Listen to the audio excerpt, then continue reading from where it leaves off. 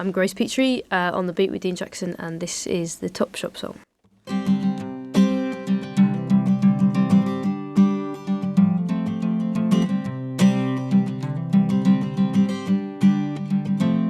There's no defining moment where I'm aware of letting go, but sometime I became someone you used to know, and I didn't call you on your birthday, and you didn't call me on mine. In case you're wondering though, I had a really lovely time, and maybe years from now will I see you around, walking through Topshop, making my heart stop, just like old times, walking through Topshop, making my jaw drop, yeah. And we'll say, how long has it been? Has it been that long? That went by so fast, where did it go wrong? And I'll say, how did things work out? What's your life about? Hey, let's keep in touch. Were we ever in touch? And I'll say, yeah. And I'll say, yeah. And I hope that you're doing awesome. Yeah, darling, I hope you're doing fine. Well, I hope your mind still wanders to me from time to time, whoa. And we think it's weird if I tell you I think you're looking really nice. We think it's weird if I remember that it's vodka lemonade with a slice. Oh darling, years from now, maybe I'll see you around, walking through Topshop, making my heart stop, just like old times, walking through Topshop, making my jaw drop, yeah. And we'll say, how long has it been? Has it been that long? That went by so fast, where did it go wrong? And I'll say, how did things work out? What's your life about? Hey, let's keep in touch. Were we ever in touch? And I'll say, hey, let's keep in touch. We should keep in touch. Darling, I'd love to keep in touch. Were we ever in touch? And you'll say, how long has it been? Has it been that long? That went by so fast. Thank you very much indeed for that.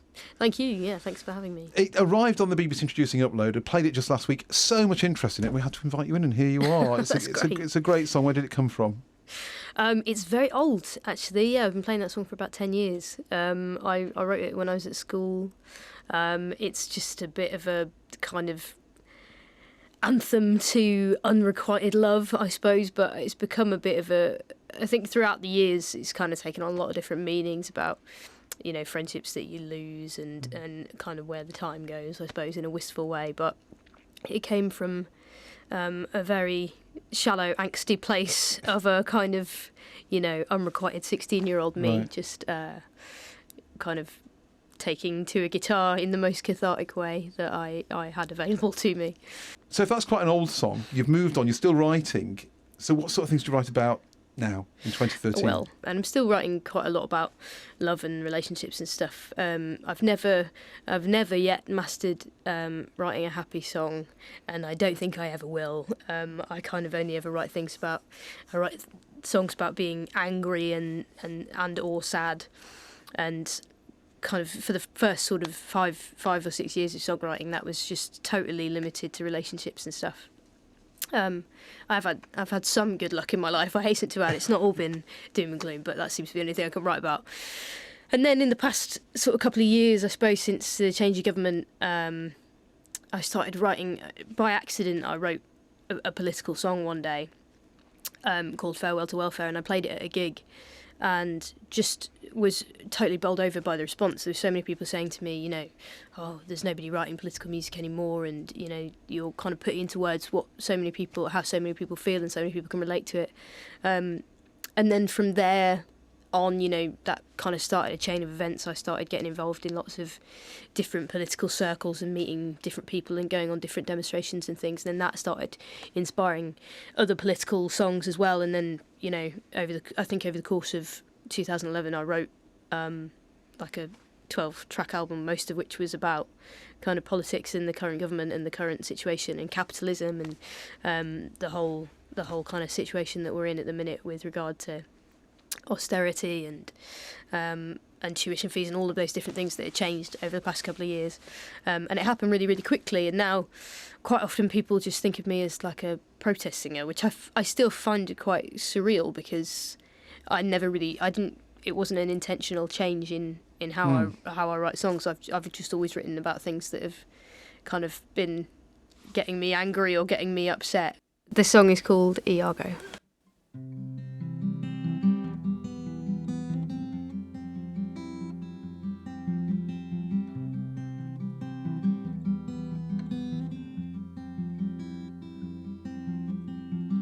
You know that I'm my own worst enemy, always trying to wreck what's right in front of me. It doesn't mean that I don't understand that every time I force your gentle hand to come and comfort me, I make myself your enemy. So lay me down, my darling, in your bed. You lay my demons all to rest. But there's Iago sitting on my shoulder every time I hold her, telling me I'm never gonna make the grade, telling me I'm stupid, kind of self-deluded, if I think I got my happy ending made. And every time he calls, it ends up in a fall. He stands there and he doesn't help me at all. Sometimes I think that I'm just running out of time, just heading for the crime, when I let myself break my heart with my own two hands, put a bullet in the head of the great romance of my life. And I know that Iago will be the only one left alive.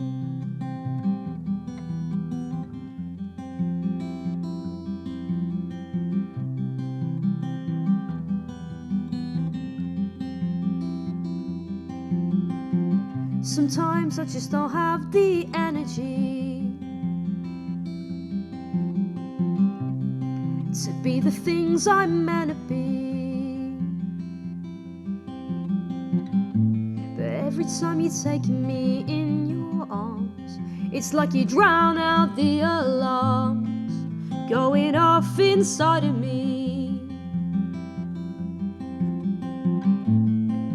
Nothing but serenity, yeah.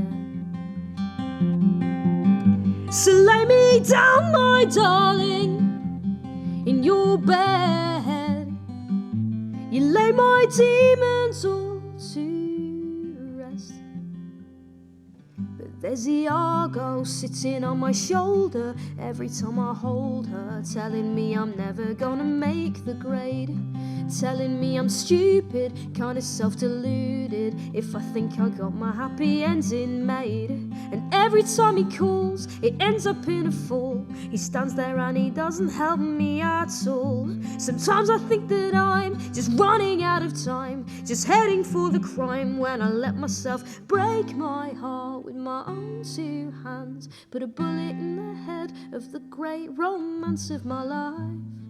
And I know that Iago will be the only one left alive. He'll be the only one left alive. He'll be the only one left alive.